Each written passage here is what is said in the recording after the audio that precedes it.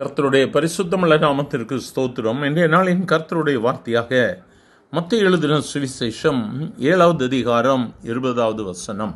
ஆதலால் அவர்களுடைய கனிகளினாலே அவர்களை அறிவீர்கள். என கருமையானவர்கள், இந்த இடத்துல நம் ஆண்டவராக இயேசு கிறிஸ்து சொல்லும் பொழுது சொல்லுகிறார், நாம் அவர்களுடைய கனிகளினாலே அவர்களை அறிந்து கொள்ள முடியும்.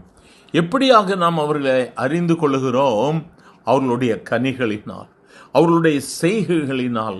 ஆகவே தான் வேதத்தில் நாம் அந்த வசனங்களை வாசிக்கும் பொழுது வேதம் சொல்லுகிறது, இயேசு சொல்லுகிறார், நல்ல மரம் கெட்ட கனிகளை கொடுக்க மாட்டாது, கெட்ட மரம் நல்ல கனிகளை கொடுக்க மாட்டாது. ஒரு மனிதனுடைய செய்கை அவன் கர்த்தருக்கு கீழ்ப்படிந்தவனாக இருக்குமானால் அவன் கர்த்தருடைய வார்த்தையை பிரதிபலிக்கக்கூடியவனாக இருப்பான். ஆகவே கர்த்தரை பிரதிபலிக்கக்கூடியவன் கெட்ட கனிகளை கொடுக்க முடியாது. ஆகவே நாம் ஆண்டவரை பின்பற்றும் பொழுது எச்சரிக்கையாக பின்பற்ற வேண்டும். கவர்ச்சிகரமான வார்த்தைகள், கவர்ச்சியான செயல்கள் நம்மை ஆண்டவரை விட்டு விலக்கக்கூடிய செயல்களுக்கு நேராக நம்மை வழிநடத்தி விடக்கூடாது.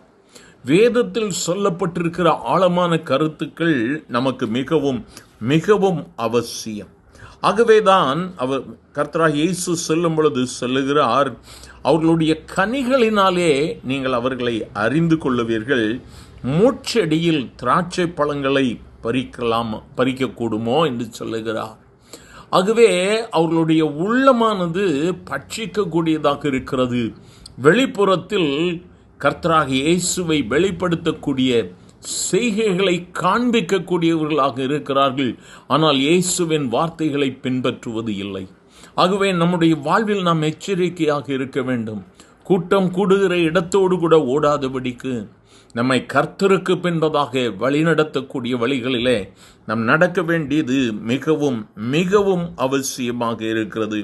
அவர்களுடைய கனிகளினாலே நீங்கள் அவர்களை அறிவீர்கள். அது மட்டுமல்ல, இயேசு சொல்லும் பொழுது சொல்லுகிறார், பரலோகத்தில் இருக்கிற என் பிதாவின் சுத்தத்தின்படி செய்கிறவனே பரலோக ராஜ்யத்திற்கு வருவான். சும்மா கர்த்தாவே கர்த்தாவேன்னு சொல்லிட்டு இருக்கவன் எல்லாரும் பரலோக ராஜ்யத்தில் பிரவேசிப்பது இல்லை. கர்த்தரை நாம் பிரதிபலிக்க வேண்டும். கர்த்தரை நம்முடைய வாழ்க்கையில் பெற்றுக்கொண்டு அவரை வெளிப்படுத்தக்கூடியவர்களாக, அபியாசப்படுத்தக்கூடியவர்களாக இருக்க வேண்டும். இயேசுவை அறிந்திருக்கிறேன், வேதத்தை அறிந்திருக்கிறேன் என்று சொல்லக்கூடிய நாம் மன்னிக்கும் சுவாபம், மற்றவர்களை நேசிக்கிற சுவாபம், இவைகள் நம்முடைய வாழ்வில் மிகவும் அவசியம். எனக்கு அருமையான தேவ பிள்ளையே, நாமே ஆராய்ந்து பார்ப்போமா? இந்த புதிய வருடத்தில் நானுமே இயேசுவுக்காக கனி கொடுப்பேன் என்று சொல்லி வாக்கெடுக்கலாமா? வாக்குறுதி எடுக்கலாமா?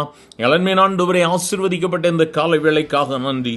உம்முடைய வார்த்தையின்படியாக ஆண்டவரே நல்ல கனிகளை கொடுக்கும்படியாக கர்த்தர் எங்களை தெரிந்தெடுத்திருக்கிறேன். நாங்கள் நல்ல கனிகளை கொடுக்க கர்த்தர் உதவி செய்யும். ஆசீர்வதியும். இயேசுவின் நாமத்தில் பிதாவே. ஆமேன், ஆமேன்.